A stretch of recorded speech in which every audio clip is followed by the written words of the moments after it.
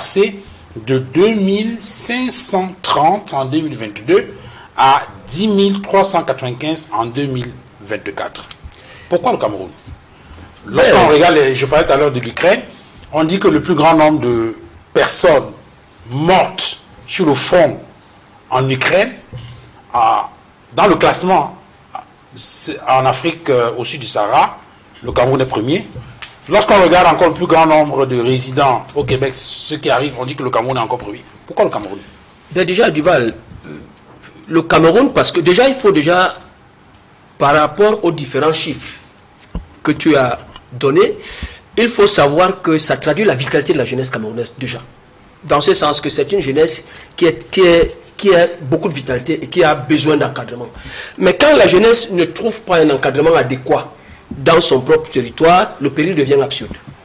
Parce que, imaginez quand même qu'un jeune qui part parce qu'il a, on a miroité un gain substantiel dans un autre pays qui va affronter une guerre entre deux puissances, admettez quand même que Duval, il faut que le péril pour vous soit absurde pour vous engager une aventure pareille. Ça, il faut le dire.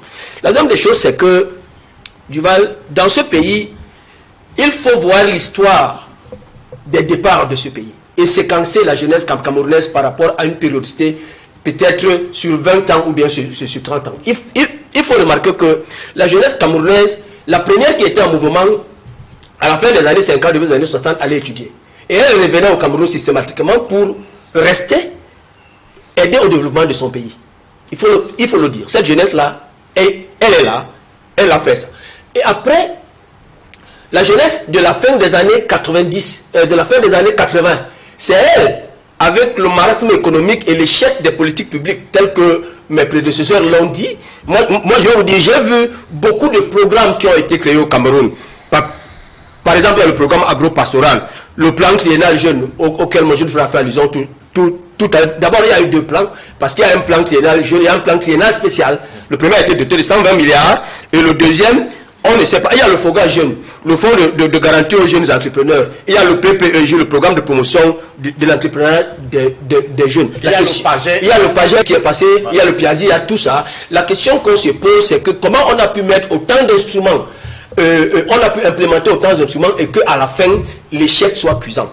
Le jeune frère l'a dit, François l'a dit, l'argent, parce qu'il faut le dire, au Cameroun, les promesses qui sont faites sur l'argent ne tiennent pas. Parce qu'en fait, quand vous mobilisez très peu d'argent, vous ne pouvez pas intéresser la jeunesse. Et en plus, la perméabilité est sélective dans les projets, dans l'accès au projet et dans l'accès à l'argent. Parce qu'au Cameroun, il faut le dire très sincèrement, la jeunesse, il y a une jeunesse au Cameroun qui est produite par le parti au pouvoir et qui se comporte comme les tenants du pouvoir. Cette jeunesse, c'est qu'elle peut prendre l'argent du Cameroun, l'argent de la sueur des Camerounais, l'argent des contribuables camerounais, ne pas l'utiliser à l'escient pour lequel ils l'ont pris et l'utiliser à leur propre compte sans que des comptes leur soient rendus. Il y a cette jeunesse-là, il y a d'autres jeunesses qui se battent, qui voudraient faire des choses sérieuses au Cameroun, mais qui n'a pas la possibilité d'avoir accès à cela. Et ça pose un problème très sérieux du Val. Comme il a dit, il y a un problème d'information, d'accès à l'information. Et au-delà de ça, il y a le grille, il y a le filtre de l'accès à ces programmes-là. Maintenant, qu'on le veuille ou pas, j'ai tout à l'heure, en abordant cette problématique, du Val, quand on est dans un pays dans lequel, je vais vous donner juste quelques petits chiffres. De 1997 à 2025, les détournements deniers publics au Cameroun s'élèvent à 361 milliards par an sur 28 ans, ce qui a produit presque une évasion de 10 100 milliards.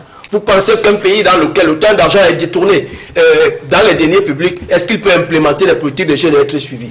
Et en plus, nous sommes un pays qui vit de l'aide au développement. Ça veut dire que la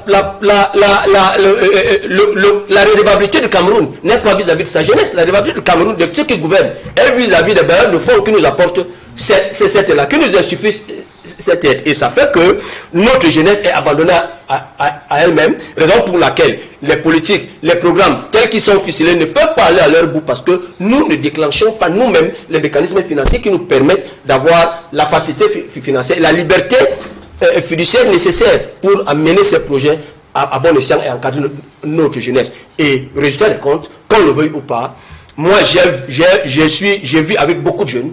Ils me disent tous les jours, quand on leur donne des conseils, faites vos études, le meilleur avenir de répéter, que vous le voulez ou pas, nous aussi on va traverser de l'autre côté, parce qu'il y a des mirages. Il y a des mirages et les jeunes vivent avec des fascinations. Quand ils voient des autres sociétés qui se sont bâties, où il y a des fascinations, les jeunes sont tentés à y aller. Et qu'est-ce que nous on fait pour endiguer cela? Qu'est-ce qu'on fait pour arrêter notre jeunesse? Duval, le cycle de la vie est simple. On grandit, on fait ses études, on a un emploi, on force sa famille, on bâtit sa vie, on est son pays. C'est aussi clair que 2 fois 2 font 4. Si vous ne le faites pas, la jeunesse va trouver d'autres repères, elle va trouver d'autres ressorts. Et en plus, la jeunesse camerounaise, sur le plan purement moral, a un manque criard de référentiels sociétaux. Tous ceux qui sont en face de la jeunesse camerounaise ne représentent pas des références sociétaux sérieux pour que la jeunesse s'y identifie. Et elle va aller les chercher ailleurs, elle va chercher fortune ailleurs.